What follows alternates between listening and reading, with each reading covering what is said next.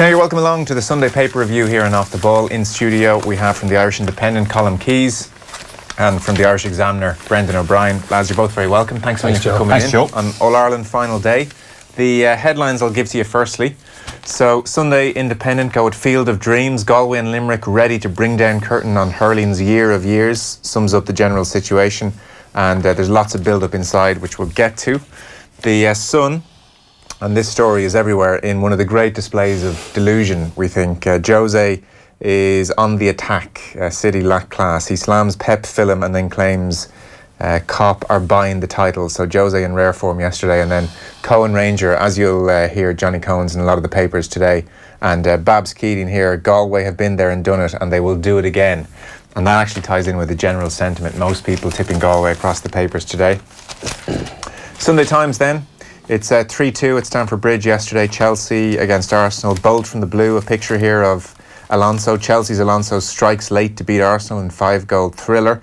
And beneath that, Jose lashes out at classless Man City is the general lead there. And also just up here, interesting one, Peter O'Reilly here with the story. Dan McFarland is expected to begin work with Ulster after obtaining a release from the Scottish Rugby Union. There was talk he mightn't be able to join up with Ulster until after the November International, so that's good news for everybody concerned up north. You can't buy class. Jose blast at City TV show. That's the back page of the Irish Daily Star. The Daily Mail here going with the hurling more so. Salvation Army. Limerick hordes come in search of glory, but Joe and co have other ideas. And then a story we'll touch on inside. This is concerning John Delaney. Philip Quinn writing it. FAI chief John Delaney distancing himself from partying past. No more late nights, the headline there. We'll come to that. Sunday World.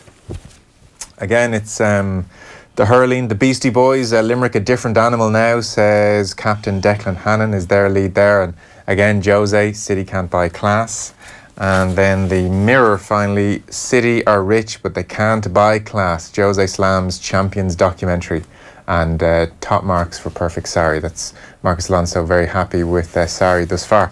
So there are back pages today on the Jose can't buy class business. If you're wondering what all this is about, from the front page of the Sunday Times, Ian Whittle here.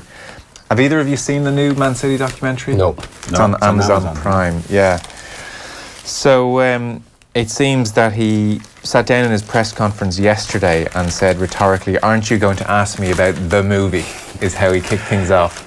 It is one of the great ironies that Jose Mourinho is taking on Man City. He just wants a bit of class. That's all he wants in the game. So just hugely ironic. He said, if you haven't seen the quotes, "I haven't seen it, but I know a few things about the movie. My reaction is, if you're a rich club, you can buy top players, but you cannot buy class." That's my first reaction. Second reaction is, because I'm in the movie, I could ask for some royalties. But he says, if they send me one of the t-shirts they had in the tunnel when we played there, the shirts that were saying, "We did it on Derby Day," I'll give up the royalties. You can have a fantastic movie while respecting others. You don't need to be disrespectful, says Jose Mourinho. It's just kind of comical, isn't it? I think he's almost saying it tongue-in-cheek, that he knows there's going to be some element of backlash here. But I just find it so ironic that he's at odds with his club for the last year over signings, and he's basically saying what he wants to do himself is buy the title. Yeah. I do wonder, so this is front page news everywhere. I've just gone through the headlines there. It's on all the papers.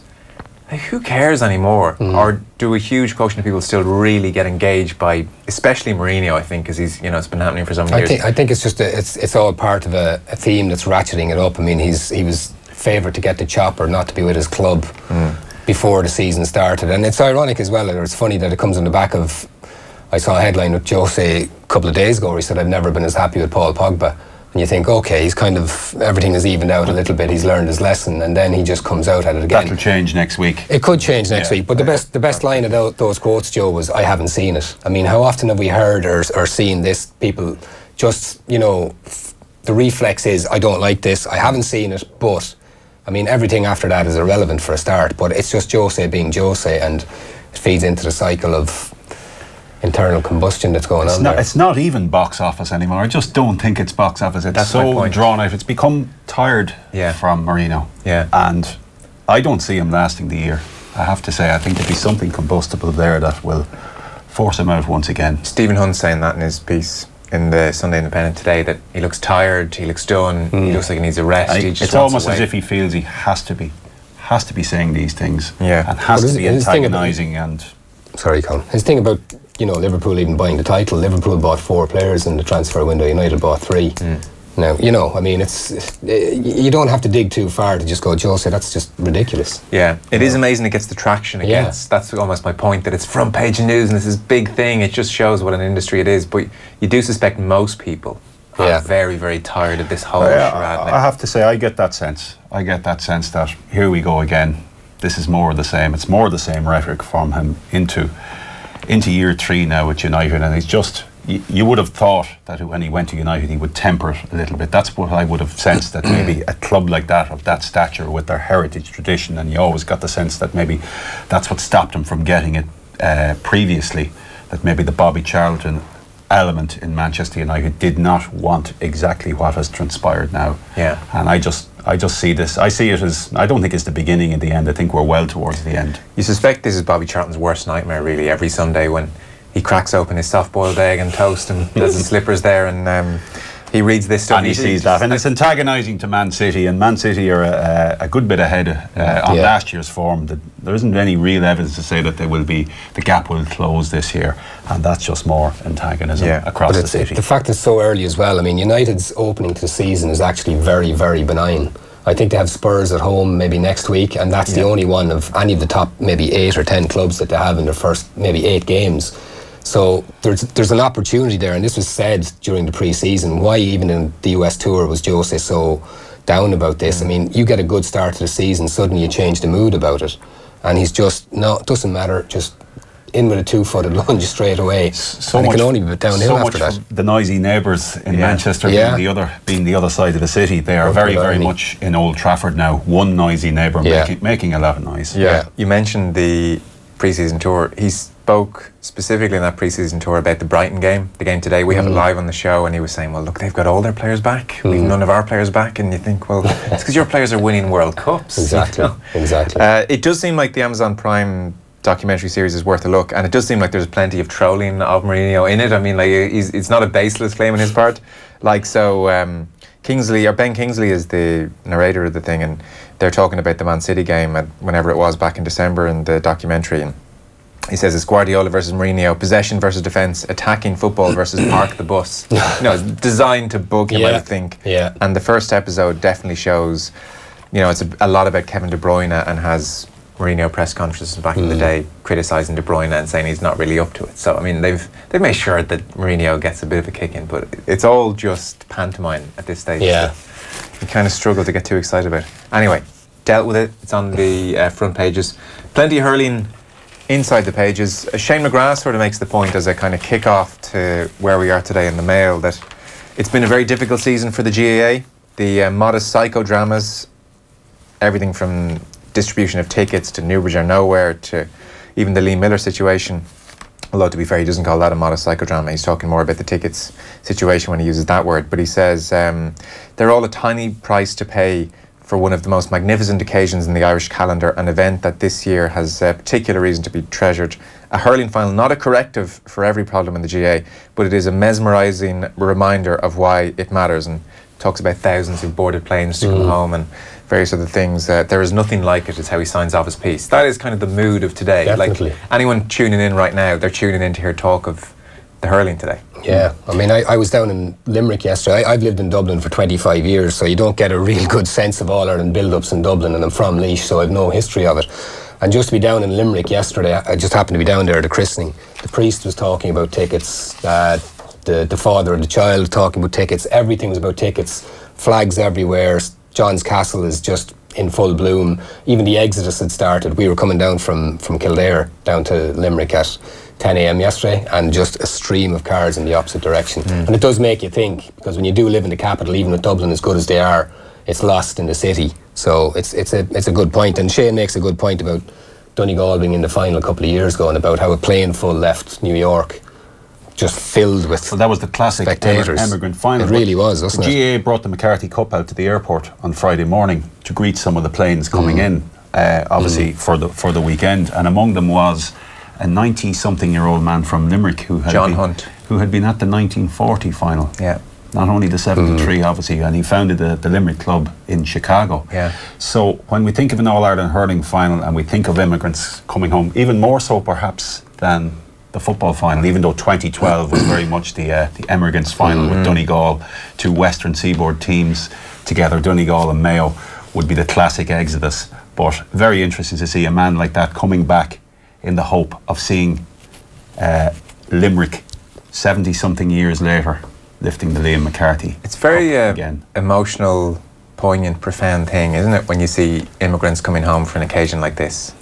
It seems to bring to light the sacrifices that they have made, the things you leave behind, and it never quite leaves you. Like, you're 98 years old and you're still drawn back home. Like, home is probably, for John Hunt, 98 years old, not to speak for a 98-year-old man who's seen a lot more than I have, but home is still home. Yeah. And you're always away from it. But there were some who believed that the All-Ireland hurling final should be a national day of some description.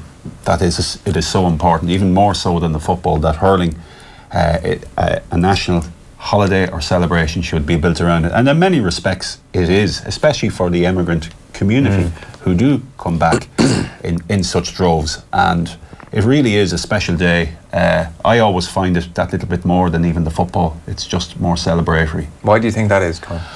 I think it's because of the game. The game is different. There's always an edge to football. There's always a bigger edge to football. I think the hurling community, let's say Hurling Man, they just treat their game differently.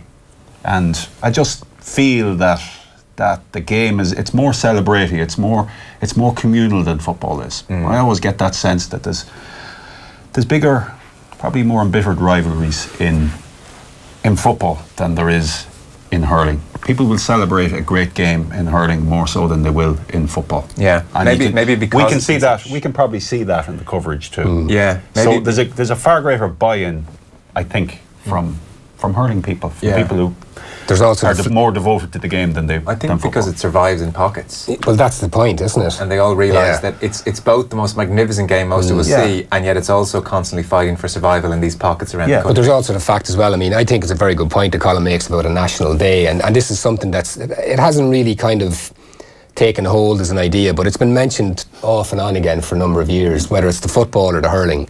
The fact of the matter is, myself and Colin will leave here and we'll walk up towards Croke Park. You'll get to O'Connell Street, which is 10 minutes from Croke Park, and there's very little sign of a game happening up to a certain point. You'll have tourists or whatever walking around. It should be a national celebration. Almost a parade in the morning. It should be something. It should be something bigger than it is. There's lots of elements there. You have the game, you have up for the match or whatever it is. We've talked about the buy-in that happens in the counties, but it really should be bigger than that. Now, whether it should be hurling or not, when you consider 2/3 of the country isn't really engaged, that's the point. Is another point. That is the point. But there is an argument for one of them. It's a more difficult game to master, and unless. What was it Gerlach Nan said in the recent documentary? You're a late starter if you haven't played by 6 or 7. Yeah, that's it. Yeah. So technically, tactically, everything. It is a much more difficult game to grasp the actual mechanics of it, which, unless you are playing from a very young age. But it does survive in pockets, and even every county. If you take North Kerry, huge hurling community there. Obviously Antrim, the glens of Antrim and various parts of Antrim too. Westmeath, the eastern part, the northern eastern part of Westmeath, around Castle Pollard, places like that, Calucan, very delvant, very, very strong. The west part of Meath, Kildare has its own pockets of hurling that just where the game thrives, and it's the biggest game in predominantly football counties where the game really thrives, and it's an identity thing. And I suppose there will be people at the All-Ireland final today who have no connection to Limerick or Galway, but they go year after year after year because it is their day. And obviously they're not connected to the counties, but that's it. It's a fixture in their lives,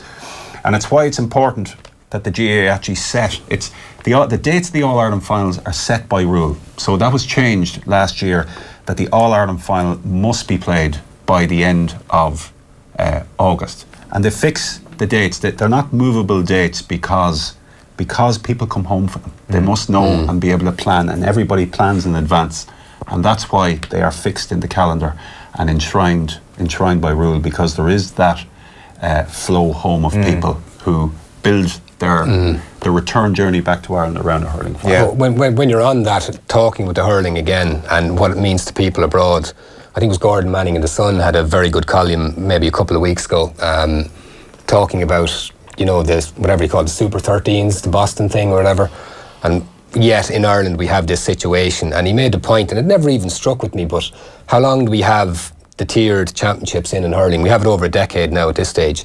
And Gordon's point was not one team has made a step up in that space of time.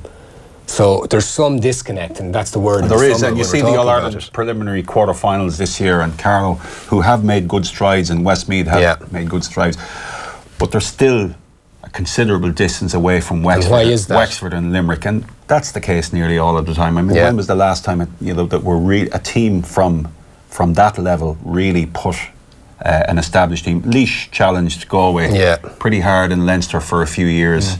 But to me, the gap is growing again, and the strong are getting stronger. Despite the summer we've had, but it goes back to the point that unless the game is fostered and life is breathed into it more. But it is true to say that large swathes of the country are just really oblivious to the game of hurling, except when it's in front of them. Except to watch it, yeah. The Sunday paper review is brought to you this afternoon with Screwfix.ie, championing the trade with a choice of over 20,000 quality trade products. I did a scan of general predictions, and the Sunday papers today are full of predictions, so if you're listening on the podcast on a Monday, some of this will date quite considerably. So it's not making good reading if you're Limerick coming up this morning, or maybe it's making perfect reading for you. I don't know if you want to go in and, as the underdog. Sunday World had Liam Fennelly, Galway, Owen Kelly, Galway. The Sunday Independent had Jamesy O'Connor, Galway. The Mail had Michael Dignan, Galway. The Sunday Times had Henry Shefflin, Galway. Dennis Walsh, Galway. The Sun had Babs Keating, Heart says Limerick, Head says Galway. Sean O'Halpine, Galway. And then if you're grasping for hope, Damien Lawler and Gordon Manning in The Sun both go for Limerick. But Galway is the general feeling. I know across in our paper today. in the Independent yesterday there was a jury. We had the obligatory jury, and the majority went for. There were a few for Limerick, but the majority, I would say, 2-1 or more. So that is generally, and that probably reflects that. I think myself, Galway will win it. Having been away from it for so long, you get a taste of it, and you're driven on by that. And I sense that from Galway. Okay, they've had their dips this year at times, but when they've been good, when they've tightened the screw, they've really tightened it. And they're a very imposing team who have really come together. And we'll reflect on the articles with Johnny Coen, I'm sure, in a few minutes. Yeah. And they're a very close group. Johnny Coen and David Burke, the captain, teach in the same Loughrea school. Not only that, but the same part of the building, metalwork and woodwork teachers, right? The same part. They're very closely aligned together as a group, and that has really manifested over the last 2 years. They obviously had their issues in 2015 with management, but since then they've really driven on. They're at peak maturity at the moment, and I think that really counts. It does feel that way. So Johnny Coen, you mentioned, I mean, if you're looking through all the Sunday papers, regardless really of what paper you buy this morning, this afternoon, you're going to read a Johnny Coen feature. So he was obviously the best. And I suppose people wonder about why is Johnny Coen. So he's put up. Johnny Coen did a lot of sit-down interviews this week. So we sat down basically with the same group of Sunday. So that's set aside. And that's the way it's gone. Yeah. So a huddle of the same journalists sit around and try and... Yeah, and everybody, so they have Johnny Coen for half an hour, 35, 40 minutes, whatever it is, and he is dedicated and devoted to the Sunday journalists. So all 5 papers that we've reviewed have Johnny Coen articles. You actually wonder about it. I mean, the strategies behind all this press stuff. A lot of the teams would take the view that you don't want anybody singled out. It's the curse of the Sunday interview, isn't it? And then, yet, all of these press nights is the same as at the Dublin press night on Thursday. I think it was John Small.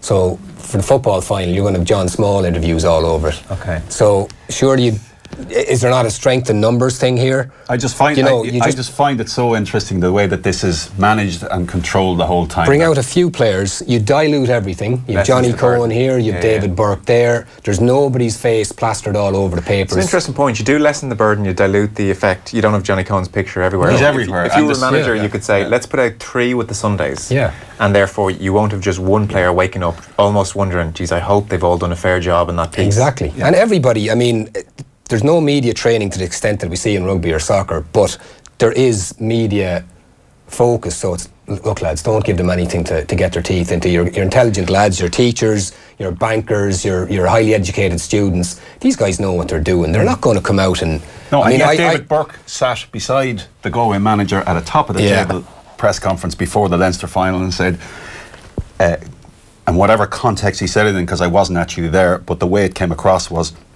Galway or Kilkenny will fear us. And that was a big statement to make by the Galway captain at the time. Now, he was able to back it up because they obviously went on and won the Leinster title, albeit after a replay.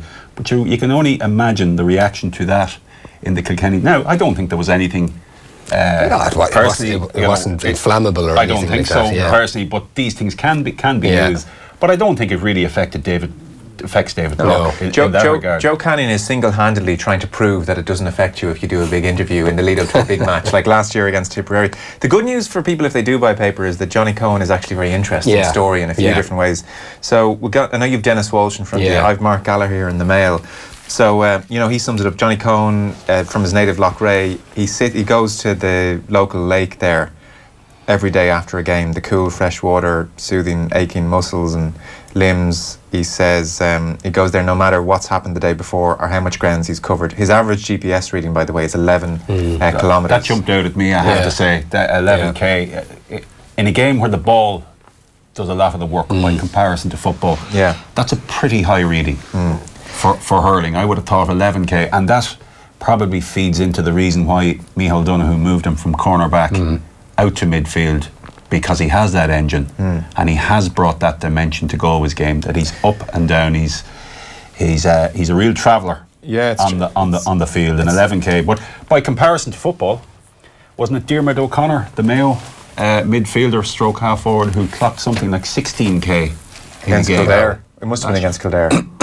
It possibly was, but I thought it was last year. Oh, last year, was it? And maybe that was reflected because he was pulled off with cramp the night against Kildare in Newbridge. So Dennis also feeds into that about Johnny Coen having played cornerback since 2011, and he got a few difficult days that he claims didn't really affect him at all, but that Micheál Donoghue gave him a second wind, moved him into the midfield, and lo and behold, it's worked out alongside Burke. Dennis paints it beautifully, as he kind of always does, really. So, Coen came on as 2012 Young Hurler of the Year, cornerback, and it's Kilkenny, really. Basically, and who hasn't suffered at Kilkenny's hands? Like they kind of took out his opening line is, in the 2012 All-Ireland final replay, Kilkenny went bold-headed for Johnny Coen. So it's Walter Welch with 1-3 in that game, and then it's John Joe Farrell later on in the 2016 Leinster final who puts 1-4 on him. And both days Coen's kind of taken off the man, or taken off completely, and it's Micheál Donoghue who puts him in at midfield, and it's worked out a treat. Like, the really interesting story I hadn't realised about Johnny Coen is his father, Tom. I hadn't realised this story at all. So. Yeah, and he has Pete Finnerty, who would have played alongside him from Mulla as well, in the same national school. I don't know, the one regret I have is he doesn't give a height for Johnny Coen's dad. He sounds like he's 4'11", just from the way he's talking about it. But a superb goalkeeper, and a guy who got a very unfortunate eye injury that took 4 years out of his career and basically stopped his senior career in the tracks. And there's a lovely story about them playing a Connacht Tribune newspaper sponsored tournament where the winners of the tournament won bicycles. And Finnerty has a story about, fair play to his memory, he remembers the guy who went in goal on Johnny Coen's dad, Vinnie Bryan, in a 1-on-1. He was about 2 feet over Tommy's head. I can still see it. Tommy sprung up, caught the ball and burst out at it. Something that has stuck in my mind for the rest of my life. It was out of this world. And he says, in the end, we lost the final. Keady was on the team, God rest his soul. We got a plaque worth about 25 pence and they cycled off on those new chopper bikes. That was a killer. Lovely little line. Very descriptive of it as well. So Tommy Coen, he was in a minor All-Ireland with Galway in 81. They lost that. 2 years later they won the under-21, and so he made his debut that summer. So it seems like he's well on the road. And then 14 months later it was at training with the college team in Thomond. A deflected shot struck Coen in the left eye, and Walsh writes there were 5 operations over the next 16 months, but they couldn't save his sight. What Walsh does brilliantly here, so here's the trick, you're sitting around with all the journalists and everybody got the same quotes. He knows that, or he's somehow sorted it out or found it out that Tommy Coen was in Christy O'Connor's Last Man Standing book. So he's got the quotes there from Tommy, which in fairness to Johnny, the son, he's not going to say this about his dad. Yeah. So he has the quotes that his dad gave to Christy O'Connor in that book. And Christy says, his dream of playing for Galway died a silent death on that cold October day. He had to take a year out of college. Before long, depression set in. And then the quote from Johnny Coen's dad, I just lost my way because hurling was number one for me. I was at sea for a while, didn't know where I was going, what I was doing.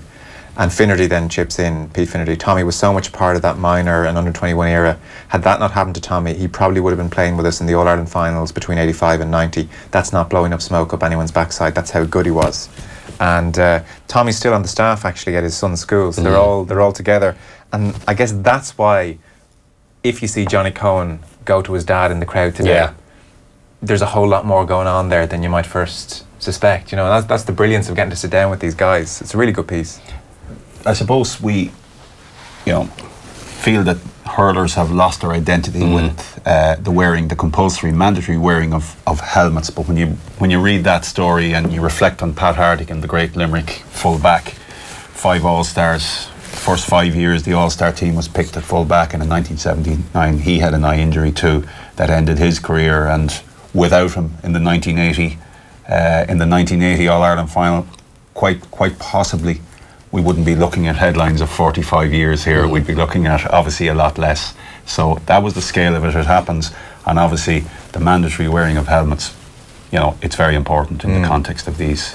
Do you know on that point about losing their identity? And I mean, look, I'm not a TV producer, maybe it's a difficult thing to do, but one, there should be names on the back of shirts, if possible, and let's stop the dummy teams being named and actually just give people names on the back of their shirts. But why, when Johnny Coen runs up from midfield today and pops over a point, when he's running back and you see he's got his helmet on, why do RTE or Sky or whoever's doing the coverage, why is there not just a pen pick and his name? It's just a picture of his face. Yeah, it's a simple fix, isn't it? It's just dead simple, and we start knowing what they look like. Exactly. Like there's players we've watched for 10 years. I don't know what they look like. I remember when the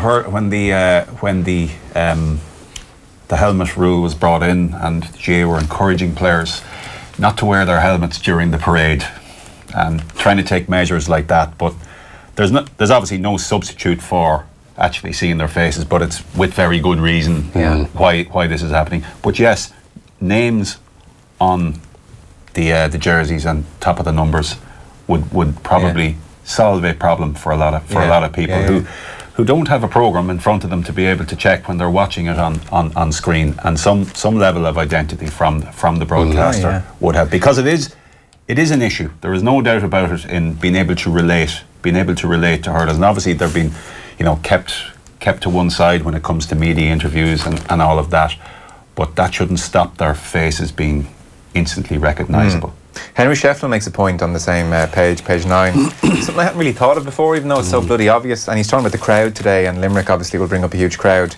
And he's talking about playing in All-Irelands before, and he says, the year we played Limerick, Croke Park, Sea Green, so it was on our minds, how do we keep them out of the game, the crowd that is. And he says, we went for the jugular from the start, really went for them, 2 early goals within 10 minutes, and then the crowd were done. But he says the odd thing about it is that he says we never obviously had the majority of the crowd there. They were always going out Kilkenny, when you think of it now, because they didn't have the population of other counties, with the lower representation in the crowd. It was always the crowd for them, and silence in the crowd was always the thing. You never actually gave them any credit for that in hindsight. And look, the amount of success that they had as well. I mean, let's face it, a homecoming even in Nolan Park is very different to one that could be happening in the Gaelic grounds tomorrow. And as well as that, just on the whole effect, I mean, Henry talks about it very, very clearly there. We've had a number of little anecdotes all through the week in the papers about, hype, dealing with the big game. The dreaded hype. John Kiley, thank you very much for that. I think it was Andrew O'Shaughnessy talking today in one of the papers, might have been yesterday, about being in the warm-up in 07 when Limerick played, and a colleague of his turns to him and says, Andrew, I don't know what I'm meant to be doing, in a simple drill that they'd done millions of times. Anthony Daly had a good anecdote about it yesterday in the Examiner in his column as well, and he started off talking about how he loves to go for dips in the sea, and he'd go down to Kappa and Kilrush and Kilkee, and he compared running out onto the field to this running into the cold Atlantic Ocean. He said it's this brilliant, he described it like a rush of adrenaline, a drug, but that sometimes that drug actually did for people on All-Ireland final day. I was listening to Eddie Brennan during the week, an event, and he was saying the loudest roar they experienced was against Limerick.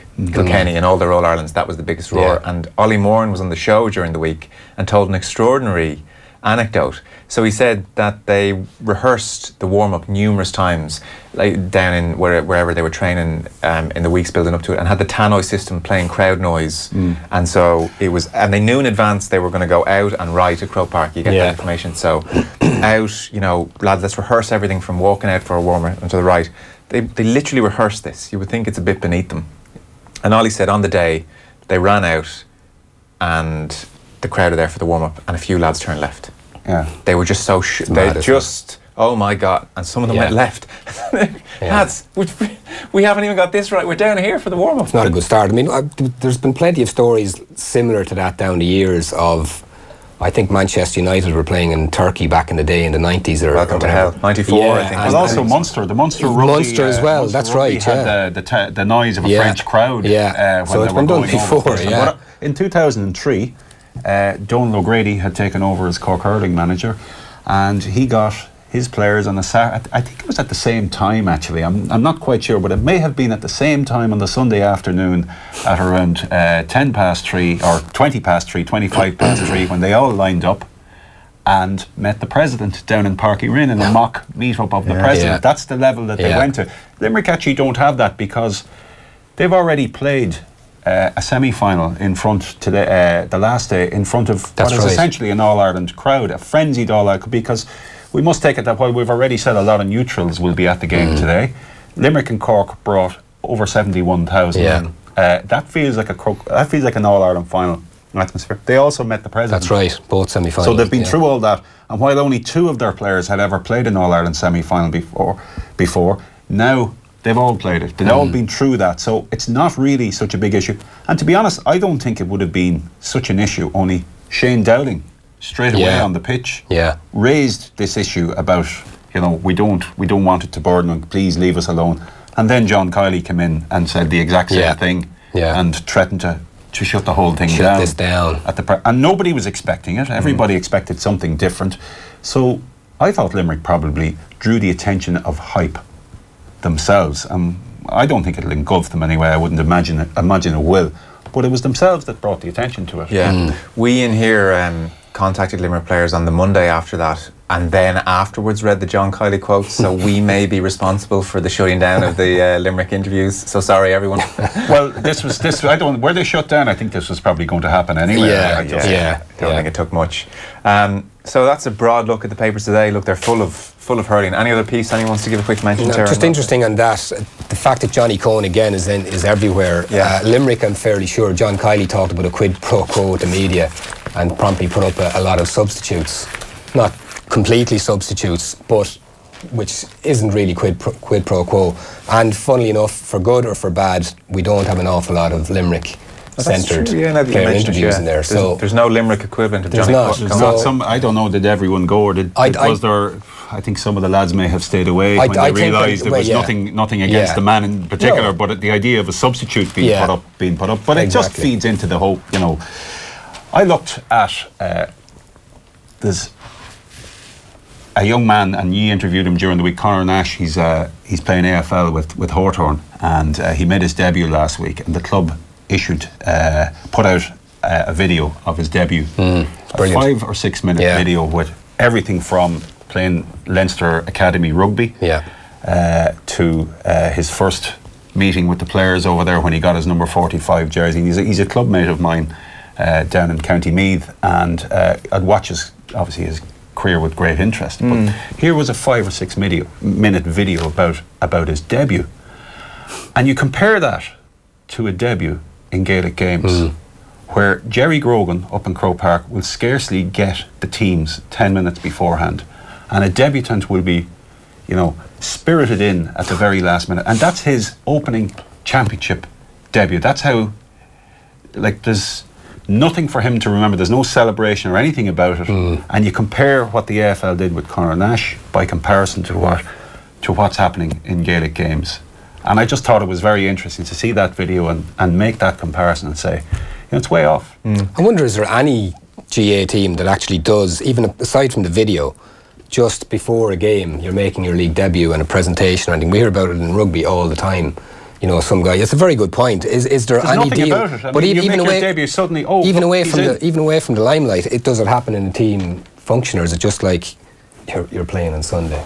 Keep it quiet. You know. Yeah. I mean, Niall Gilligan was in 1997 when Clare reached the All Ireland for the second time, and Gilligan had played during the year, but Clare did not name him on the starting team. Yeah. They put in Fergal Hegarty instead, named, and told him you're named but you're not in. And that's happening all the time. Niall Scully was named last year but didn't start the All Ireland final for Dublin. He won't be framing the match programme. I would sooner, by the way, if we stopped naming teams during the week and actually just got the actual team an hour beforehand, just a la football. Yes, and I also think, Joe, I think a rule should be brought in by the GAA that any changes subsequent to that should count as a substitution, 1 of your 6 substitutions. That's and that would stop it for everybody. Wouldn't it be great in the hour beforehand if, boom, we get the teams in? You get the team and you can discuss it then. Yeah, properly, as opposed to, keep an eye on the parade. Because I don't think anyone puts much stock in the teams anymore. No. Okay, that is the hurling done. Before we go for a moment, who's going to win in a word? I think Galway will win. Yeah. I think Limerick will get their chance in time. They're a very, very good squad, really, really strong squad, and will get better. But I think Galway are very much peaked and primed to deliver 2 in a row. For you, Brendan? I just have a sneaky suspicion all week for Limerick, and I've heard that phrase in time. You know, Limerick's time is not now. There's no time like the present. There isn't time. It's obviously the Clare example. Yeah, and I think they won one and didn't. You know, they made the most of it there and then, and haven't been back since. I think they've passed every test going back to that league win in Salt Hill when they're 8 points down. They've showed absolutely unbelievable character. The age profile of the team, I think, is increasingly irrelevant. I think they're primed to do it. So Galway for Colm, Limerick for Brendan. We're here reviewing the Sunday papers. We've Brendan O'Brien from the Irish Examiner, Colm Keys from the Irish Independent is here as well. We've looked through the hurling coverage at this stage. Meanwhile, the football. From the highs of the hurling to the self-hatred of the football. So Mick Foley kind of kicks off the theme, which is in most places really. With the game suffering a crisis of confidence, Mick says it's time for new rules. He makes the point that football is the ultimate version of sport at its most existential state. How many other sports spend so much of its time looking back and thinking, I can be much better than that? Do you know what? He captures, actually, I think, I completely agree totally 100% with this. This is exactly right. He says, players are faster, players are stronger, players are more skillful. He rightly points out that scoring rates are up. I was looking during the week, it's up to 18 points a game now, which is goals and points included, but that's the highest average of a century of the 21st It was a century. hurling game 20 years ago. Yeah, it was on page 7 of the Sunday Times. So players faster, stronger, more skillful, scoring rates are up. The level of tactical thought has never been greater. And then he says, but scanning this year's championship games, maybe 8 out of 67 emerge as genuinely terrific matches. And I think that is a really good summation of the game. It's the law of unintended consequences almost, that everything about the individual is better. And obviously Michael reflects that, and you know, we know that, you know, they're better passers, they're more careful in possession, faster, quicker, all of that, stronger. Think about where the ball should go next a lot more. But the overall product, nobody can say that the overall product has improved significantly as a consequence. And that's the issue. There are magnificent skills, athleticism, all of that, but it hasn't fed into a better product for the spectator. And I feel anyone who thinks otherwise is really fooling themselves. I mean, you can say, yes, well, that's fascinating and absorbing. And interesting and all of that, but it is not getting people to the edge of their seats. Because he says of Dublin, Colm, he says it isn't the exuberance of their play that moves people, it's their technical mastery of their sport, the immaculate play. He says it's all great, but even the most beautifully produced films need an emotional hit. He says the dubs are all head right now, no heart, and he doesn't mean that in the insulting way. There's no doubt. You watch a player like Brian Fenton, and the level of skill he has and the dexterity, his hands are as good as his feet, the control.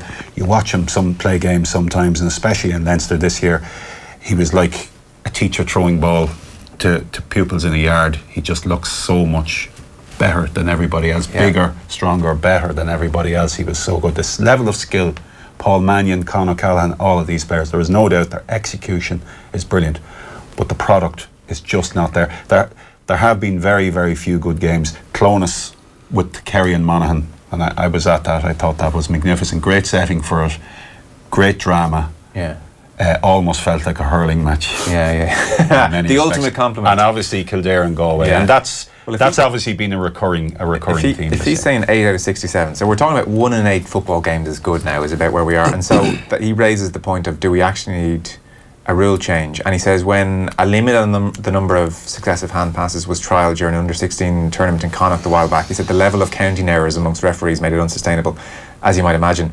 And so he says that you haven't changed rules in open play since Maurice Davin came up with them. Now, they've made changes to the set piece and sidelines and penalties and kickouts, but open play they haven't changed. And he says it's a big leap to make, but surely it's time to begin the run-up, and mentions old chestnuts as well, like going from 15 down to 13, extending the mark to inside the forward line, etc. So are we at the point, is it serious enough now where we might have to look at tweaking rules? And that's when unintended consequences really start coming into play then. This is the first piece that jumped out at me today, because I wrote something similar about 3 weeks ago, and I agree with 95% of what Mick is saying. I have slightly more nuanced take on it, in the sense that I disagree with the figure of 8 out of 67. That's genuinely terrific games. That's not good games. Okay, it's genuinely terrific. I think that's important to point out. I've been at about a dozen GA games this summer, and I'd say 10 of them are really good. Okay. Now, maybe I just got the good hit on the day. I'm talking about things like Waterford, Wexford, which I think he mentions. Yeah. Roscommon Armagh was superb. Laois and Wexford was really good. Even games like Monaghan Tyrone. Monaghan Tyrone and Ulster was a very, very good game. It was a really good game. Now, I think you make a very good point, Colm. I think that the central point of this is Gaelic football is not a game to get you on the edge of your seat anymore. Hurling has gone even more kind of frenzied. Football has gone in the other direction. It's gone like soccer has gone. If you look at the Premier League 20 years ago, the football Manchester United played was exhilarating. It was wild. It was wild. Yeah. What's Manchester City now? It's controlled and it's beautiful and it's intricate. I'm not saying the fundamental shift is towards possession, and has been ongoing. But that's what people have to get their heads around, Colm. It's not the same game. Rugby is a different game to 20 years ago. They are not the same sport. No, there's not the same line breaks. There's no space. And it's not coming back. And people can either accept this, and you make the point as well, Colm, the skills are better. Some of the points you see on the most drudgery of a football game will be exceptional. Some of the athleticism will be superb. Some of the tactics will be really good. It's a different game. But it's no good if people aren't coming to watch it, though. People want to see risk. I agree. They want to see more risk. But people are coming to see more contests. People are expecting a game that doesn't exist anymore. Really, the measures that have been taken, the introduction of the mark, complemented by the keeper's kick-out crossing the 20-metre line, they're very, very small, subtle changes that have probably increased it a little bit, but I think we are looking at a much more fundamental shift now over the next few years, and there is a playing rules committee in place in the GA. It's a rolling committee that looks at the rules at all times, and I think they'll be very busy over the next few months. Brendan, I'm sensing you sort of feel we need to grow up a little bit here and be a bit fairer on the game and accept what's happened. I do, and another point I'd make as well is when is genuine tactical nous and thinking really come into football on a collective basis? It's not that long in the door. It's the same with rugby again. This is a new sport. This is a new landscape we were working on. It's taking sports like rugby and Gaelic football time. They are in their infancy in a modern sense. Yeah. This is growing pains for me. I'm not saying a lot of it is nice. I think there are fundamental issues with it, but I think it's something that will come through, that will play through. It might need a couple of rule changes to help it. Every sport does. That's a fact of life. But I think we're just... Including rugby, actually. Yeah, exactly. Maybe too much. Yeah. But I think we're kind of losing the run of ourselves a little bit. Like, this thing shall pass. Do you know what I mean? I don't think it'll pass on its own. I think it needs a little bit of help. But I think there's just far too much self-loathing with the game at the moment. I think we're losing by comparing it to hurling. Somebody said it's like comparing Ludo to drafts, and it is. It's a different game. We just need to get away from that. The fact it's on the Sunday game, it's on the same programme, doesn't do it any favours. The fact you might have a double bill of hurling and football doesn't do it any favours. But I think there are issues in it, but I think there's so much about the game that is undervalued. So you might argue, instead of switching from a game of hurling to a game of football and going, look at this, maybe switch from a standard game in the Premier League or a standard game in the Pro 14 to a game of Gaelic football, and it'll be less of There's no doubt, a jolt. There's no doubt everything you said is correct, Brendan, but there's still a better balance to be struck by what the spectators and people at home think they should see and what's actually being delivered, and no doubt the level of skills are greater. The AFL are actually having the very, very same argument. Their scores have plummeted over the last 20 years. Too much congestion, too much congregation of bodies, so much so that for their restarts they're going to trial the 6-6-6 and the 3 arcs, and there's certainly a lot of talk around everybody resetting in Gaelic football at kick-out time. Personally, I don't think that will work, because I think it would take too long to implement. But you are looking at the possibility of less numbers on a team, and I think that also applies for rugby. Looking at rugby, how can the pitch stay the same? If the pitch is staying the same size, dimension, speed, everything is greater, and yet the same number of players are. So I think a drop in numbers of even by 1 would help both games. Not so sure we'll see it in Gaelic football anytime soon either. I think there may be other tweaks, maybe crossing over once you cross the 45-metre line, you can't go back. That's a live one, perhaps. A possible mark inside the 20-metre line to encourage teams to put the ball in. Very, very few teams in Gaelic football now risk the ball over the top. Joe Schmidt will encourage his players, and he's the greatest rugby coach possibly in the world. He'd put the ball up high and over and take a chance on it. It doesn't really happen. So maybe the implementation of an inside mark, that would really change the game of Gaelic football. But I feel it does need something, and I obviously respect what you say, that they are changing games, and for sure, but a balance must be struck between what's happening and still what people are expecting to see. I think trying to alight on what that I don't is think is it needs very to difficult. change too much, but I need just risk to massage these growing pains. Risk a little bit. needs to be encouraged. I agree totally, but again, it's unintended consequences. And then you bring something in. We're talking. We watched a lot of it over the years. What does I'd be interested to know, what does a 20-year-old or an 18-year-old or a 16-year-old or even a 14-year-old, what do they think of the game? They're the future. What do they see in the game that they like, and what do they see in the future that they may think is worth developing? So maybe they're the people to talk to. Yeah, you do open a can of worms. I mean, for us to imagine the pressure of us three having to come up with a rule that was, 1, going to improve things, and 2, I mean, even a Hippocratic oath here, let's not make things worse. Imagine trying to come up with that rule. I think I'd go for the 13 aside, because I feel like that's at least you keep the essence of the game, and it would open it up. But I mean, just trying to... Everybody will have a different opinion. I mean, everybody will come up with 5 different things, and very few will be the same. Like there'll be people saying give 2 points for a point and 4 points for a goal. I'm looking at page 6. We're talking of self-loathing and negativity, and I'm looking at page 6 of the Sunday Independent, and I don't see any from either Joe Brawley or Colm O'Rourke. It's a reflection of Tyrone last week. They like what they saw. They maybe don't like it, but they think they're on the right track to at least trouble Dublin.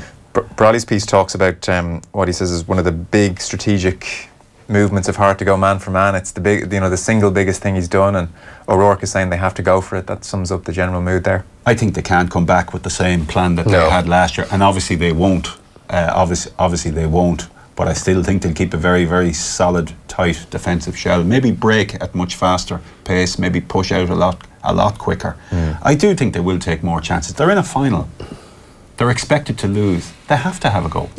But they must also. They can't abandon their principles either. No, because they concede from memory. I was at the game, and it was over early because they conceded an early goal. Con O'Callaghan's early goal after 5 minutes. Was it 5 minutes? The game just slowly for the next 20 minutes just went away. Dublin were so dominant. I mean, if you're looking back at this era of Dublin football, you'd pick that first half with the second half against Galway and the second half against Kerry in 2016, and you'd say they were their biggest. So that's why, in fairness to Hart and the team, they'll be like saying, okay, we have to go for this. Equally, geez, let's not concede an early goal in the first 5 minutes. I think that paramount that they don't. We want everything.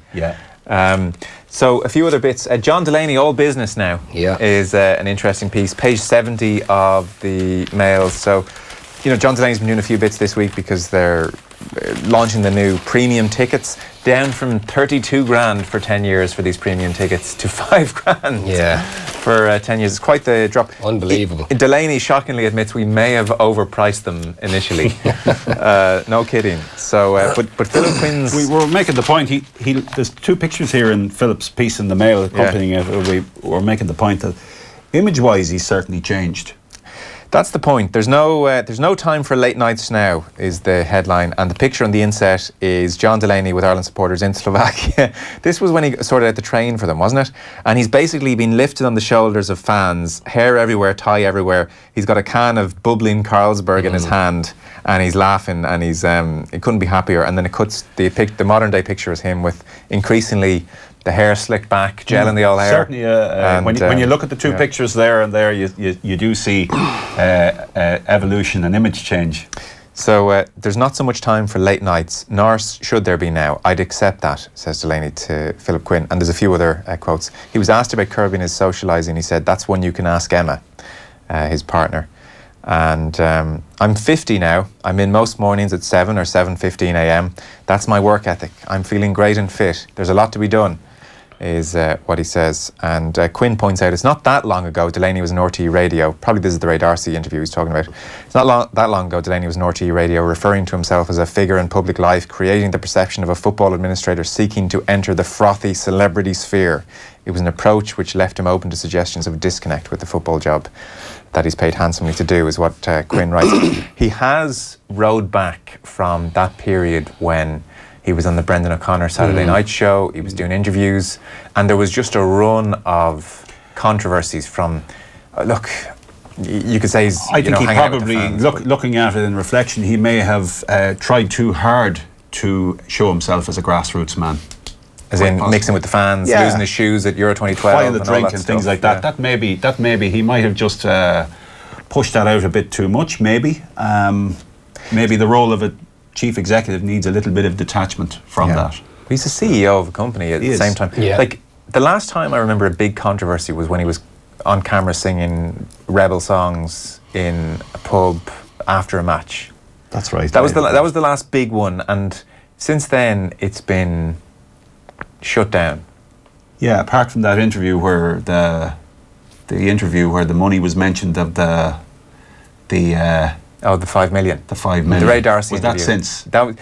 I think it might have been. It was around that time. It was around that period. But since then it's gone very quiet.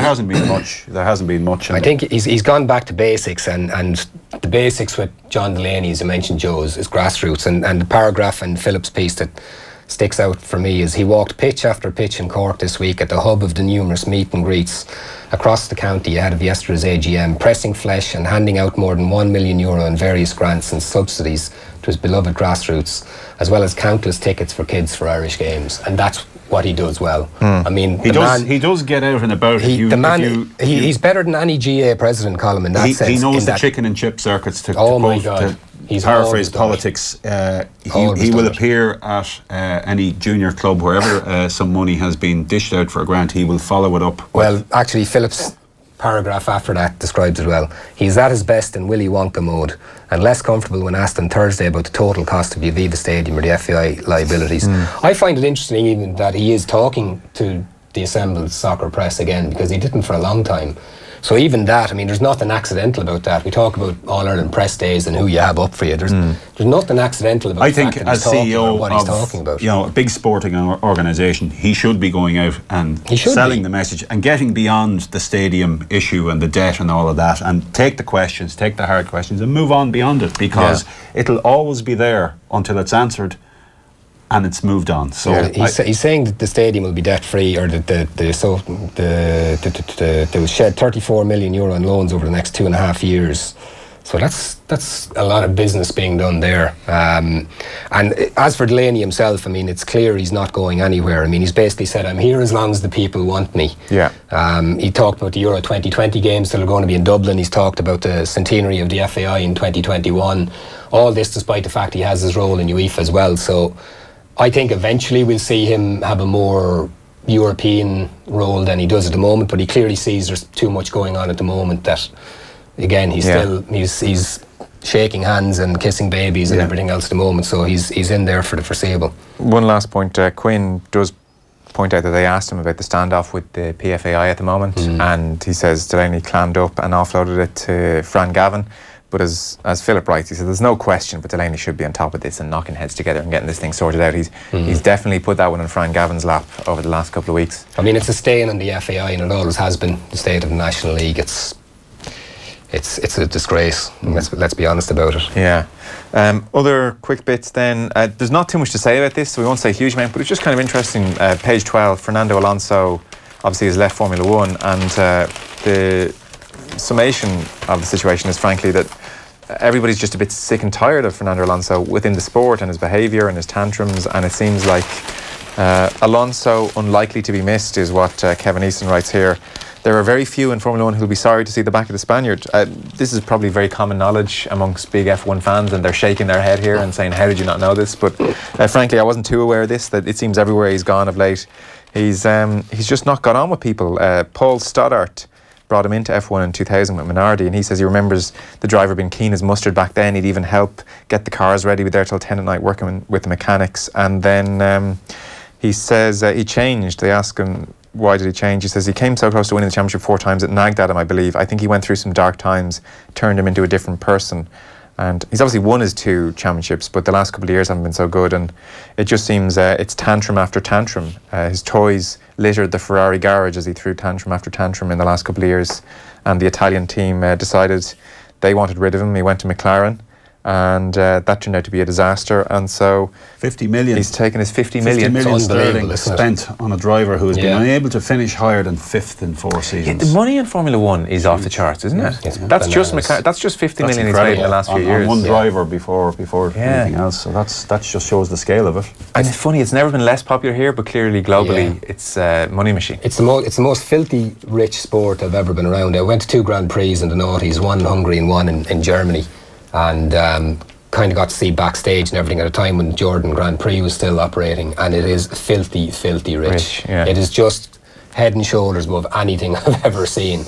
And like, when you hear stories of drivers like that, I would think it'd be difficult not to be a little bit difficult when you have this. I mean, it's just it's not real living. It's not a real planet, and you do see it then, the tifosi and everything else.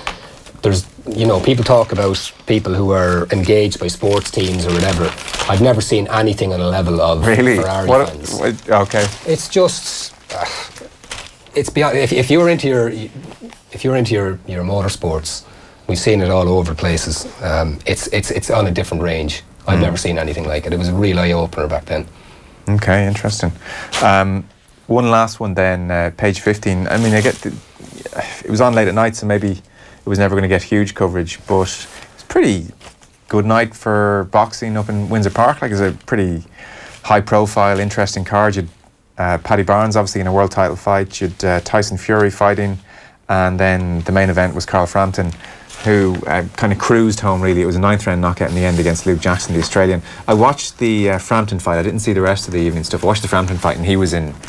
Actually, it'd be unfair to say he was in 3rd gear and won. He was really impressive. Like, he was in 4th or 5th gear and was just in complete control of the fight against Jackson, completely out of his league, and really good. And he's got the Warrington fight now. He was in the crowd. He came into the ring afterwards, and Frank Warren said, "It's on. It's happening. The Warrington Frampton fight is happening, and it's going to happen before Christmas." And Deontay Wilder was there as well. You were watching some of this last night. He was, and his fight with Tyson Fury is on, as he said himself too. So that's a pretty quick recovery for Tyson Fury to have a world title fight coming up, maybe by the end of the year as well. David Hay afterwards on the punditry was saying it's too early. Yeah, he's like, I'm glad it's happening because it's going to be great fun for all of us, but he shouldn't be going near. He was a long time out, and obviously he had his problems. And Wilder is a formidable character. So, but it's one to get on. Obviously, it's one that's going to sell. It's one that's going to draw people in. Yeah, it's going to be. And obviously, Paddy Barnes was knocked badly last night with a body shot, but I think it's something he'd probably recover from. He was giving a lot of reach and height and even years away to his opponent. Yeah, Mick writes that 8 years. He really was caught. Now I saw the punch on review into the midriff, and he went down and made a valiant attempt to get back up, but there was nothing left in him. It really knocked the air out of him. as much as Jackson too. So body shots were how Frampton got in control of his fight as well. It kind of struck me. I heard a few people previewing this on various stations during the week, and I heard Frampton's going to stop it from 8 rounds on. Paddy Barnes has maybe jumped a bit too high up the ladder a little bit too soon, because he is getting on. He's 31 or something at this stage, and the Fury will come through in points. I heard 2 different people say exactly all three came through. Yeah. So it did look like a good night, but it was pretty much as expected. There's a lot of stepping stones happening there, but it was that kind of night, but in the rain. But it was, it was pretty good all the same. Good to see it happening again. Yeah, it was good, and it was. Well, I was going to say it was free, but it wasn't. It was on BT. It's as free as boxing gets, really, most of the time. A few tweets and texts to finish off with. Ronan Gilsenan asks on Facebook, is no one backing the draw today? Seeing as people think it's so close. And Seamus says, hello from Brooklyn, New York. Let's hope it's Limerick's day. Barry Malone on the helmets. Personalised helmets in hurling. Some tasty artwork, for example, would add a bit of colour to the game, allow players to be easily identified. And Tommy Keenan says, 13 aside, more space to skillful players. Less press for a blanket defence encourages man-for-man lineups, in my opinion. So there's been 6 draws in this year's hurling championship. Yeah. I mean, stranger things, and for sure. The scoring has never been higher. There's never been more scores, so that would lead you to think, well, they're not really going to converge. But yet, there's been 6 draws, and there was 3 in a row, 2012 to 2014. So it could be on. Get on it. Was there any last story anyone want to mention or give a nod to? I just one that covered general sport from John Green in the Sunday Independent, raising the bar to new heights, and obviously Rhys McClenaghan's gold medal at the European Championships, a breakthrough moment for Irish gymnastics, and just John is suggesting that at long last, with what we won't call them minority sports, but was it gold? It wasn't gold. It was gold. McClenaghan got gold. Yeah. Excuse me. Right. Okay. Those at those maybe that are more peripheral, certainly in our mindset, are advancing with the hockey team. Actually, I was listening to Anna O'Flanagan this morning saying that the 550 euro, the player fee, the player levy that they had to pay. They haven't played it this year yet, and she's the hockey player. She's not sure whether it will be or not. I find it astounding that hasn't been nailed down. They did some fundraising. They actually didn't hand it over, but they did some fundraising for it. So at that level, there are still a lot of gaps in funding. But John is suggesting that the results are showing between the athletics and hockey and gymnastics and the performances even in modern pentathlon and all of that, that these sports are now starting to thrive in some, and maybe money is being spent in the right way. Okay. A positive note to finish on. Lads, we'll leave it there. Thanks very much for coming in. Colm Keys from the Irish Independent and Brendan O'Brien from the Irish Examiner. That is your Sunday paper review on All-Ireland Hurling Final Day.